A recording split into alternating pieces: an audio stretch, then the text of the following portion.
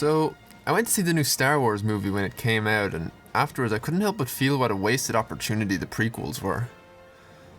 I mean, instead of showing Anakin's fall from grace, imagine if they had framed the story with Anakin finding out that the Jedi were corrupt and revolting against that.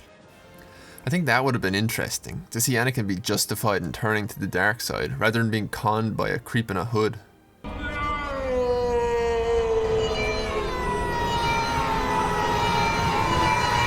It would have put a whole other spin on how he thought about the dark side.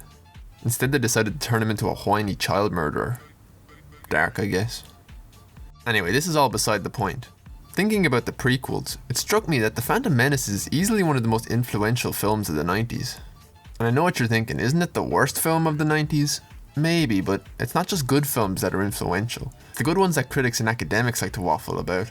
And we're all fairly aware at this stage how influenced the original Star Wars was by much of what came before. But critically adored films of the past aren't the only ones that influence what gets made today.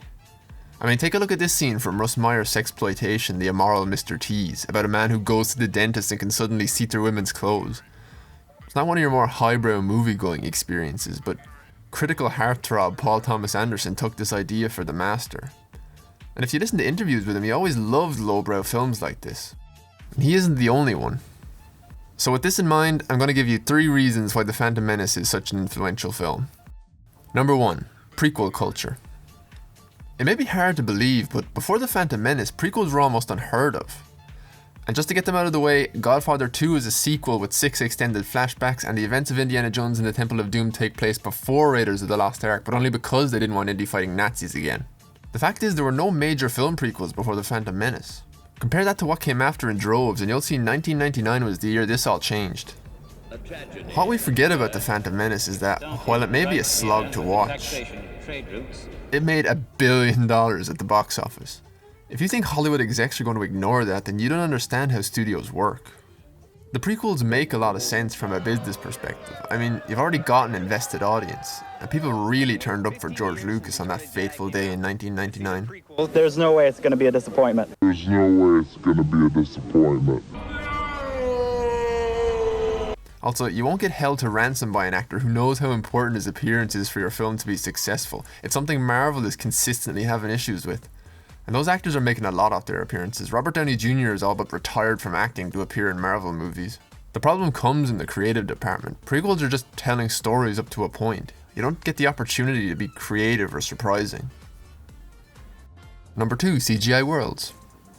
We'd seen long CG sequences in films before. We'd seen computer-generated monsters brought into the real world, and we'd seen stories told completely through digital animation. But nobody until George Lucas had set entire film scenes in a computer-generated environment and tried to pass it off as photorealistic.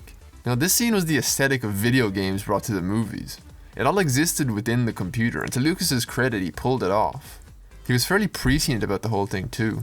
It's not just that we have to do it for this picture, we have to do it for 2 more pictures, and also if this picture works, then everybody also want it done for their picture. And they did, and before long everybody was trying to pass off computer-generated landscapes as real environments. Even the Lord of the Rings films were in production so close to The Phantom Menace's release that the films were made almost entirely with locations, sets and miniatures, using CG mostly to supplement what the camera had already captured. Compare that with this. And this. And ugh. Also, remember how they talked about Gollum being the first fully realized CG character in motion picture history? Hello.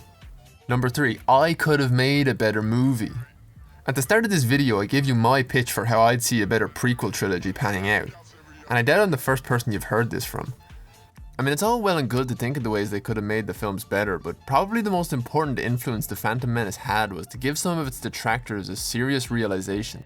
He spent weeks and months of his life actually making a movie, be it good or bad, and I've spent weeks and months of my life just whining about this bad movie that took up 0 of my energy and 2 hours of my time. And let's face it, you're probably never going to get the chance to direct your own Star Wars film, so why not just make up something of your own?